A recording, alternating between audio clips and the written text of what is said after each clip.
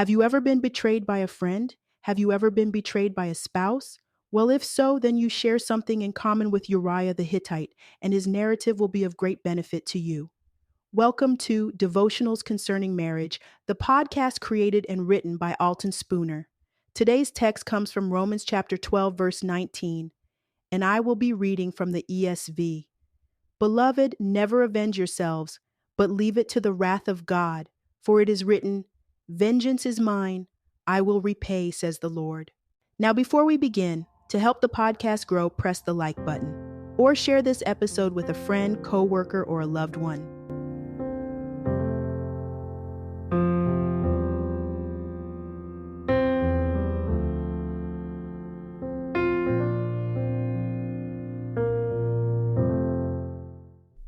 Have you ever been betrayed by a friend? Have you ever been betrayed by a spouse? Well, if so, we have the story of David and Bathsheba and Uriah the Hittite. But I want to focus more on Uriah the Hittite, one of the more unspoken, courageous people in the Old Testament that doesn't often get discussed. And you probably want to ask me, why is Uriah the Hittite somebody to be recognized in the Bible? Because Uriah, like many of you out there, was somebody loyal to people he didn't have to be loyal to.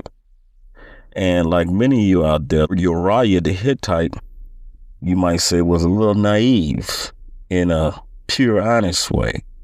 You know, sometimes being naive can be a blessing and a curse. You know, you're naive, you're innocent to a lot of stuff because you're just that type of person. You don't necessarily think evil, so you kind of may attach yourself to friends, and by you not necessarily having a street sense or a way of thinking negative of people, you always think positive of people. So you attach yourself to certain people and you're like, they would never do me that. They would never hurt me. They're good people. But you're riding along with a reptile and you don't know it. You know, you're going out to the movies or you're going to dinner or your coworker with somebody that's not the nicest person to hang out with. But you just see the good qualities in them. And especially if they got a position in church. You could be somebody who's a member of a church and your best friend is also a member of the same church, and they've been at the church a long time. They sing in the choir. And you wouldn't dare think that they would betray you because they sing all the church songs. They quote the Bible. So I can kind of trust my spouse around them. So you're thinking innocent, just like Uriah, of the people you affiliated with. He had a naive way of thinking. He wasn't necessarily, when he was serving David, he wasn't necessarily thinking betrayal.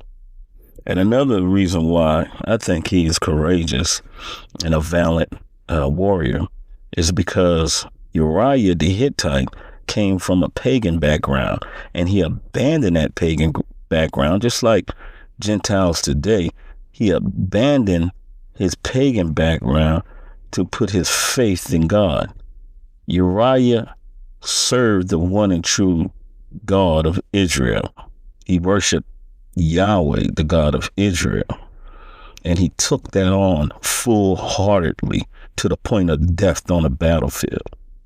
This shows a courageous man, an honorable man. Furthermore, depicting Uriah's good character, the Bible describes a man who had one singular focus: to serve God on the battlefield, despite a beautiful wife at home. He even showed this determination to serve God by refusing to neglect his battlefield duties to go lay with and have pleasure with this beautiful woman. Uriah left a beautiful woman behind and had the opportunity to take a break off the battlefield and lay with her, but he refused because he was that loyal to the God of Israel. And so it's a stark contrast between David's actions, because David at this point, he's not on the battlefield. David is now being more of a delegative macro manager. He's almost like a defense secretary now. He's not in the day-to-day. He's not a battlefield commander anymore. He doesn't want to be bothered with all that anymore, obviously. Uriah is like a sergeant. He's ready for the fight. He's ready to get out there with his Joes, with his M4 and his rucksack, and he's ready to charge the battle. He's ready to charge the line of contact. He's ready to make contact. You know, he's one of those guys riding in the Humvee. Contact left at our 3 o'clock. He calling in smoke. You know, he's calling in fire.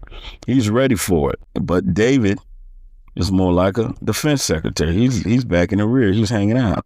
So David is making it in with his wife, and it's a tragedy because Uriah's good-hearted nature caused him to be blinded to the fact whom he trusted the most was responsible for having him being lied to, set up, and murdered, all in a scheme to steal his wife. Why is Uriah's story important? Uriah's narrative contains valuable insight about God's method of handing out justice, how vengeance is his and how he would dole it out. And God can dole out vengeance 10 times better than we can. So part 2 will be the next episode 26, and we'll discuss more insights about Uriah the Hittite and how it can apply to your life, and how you should relax and let God handle it, and don't let vengeance consume you. And so just like Uriah character, he was innocent. Remain innocent and let God handle it. Well, thanks for joining. Have a good day. Goodbye. Thanks for listening. Please like, share, and subscribe. Goodbye.